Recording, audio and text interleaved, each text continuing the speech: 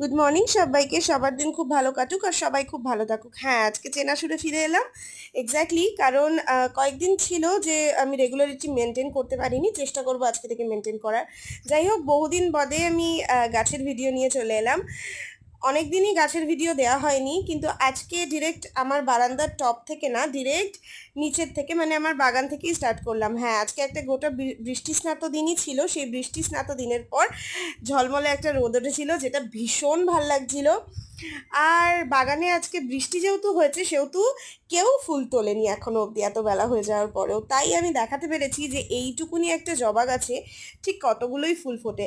তোমরা এর আগেও আমার পুজোর সামগ্রী হিসেবে প্রচুর জবা ফুলই দেখতে পাও। হ্যাঁ, জবা, নীলকণ্ঠ, আর অ্যাকচুয়ালি সত্যি বলতে আমাদের প্রচুর জবা ফুলের গাছ, কিন্তু এই পিঙ্ক কালারের জবাটা একটু আলাদাই সুন্দর।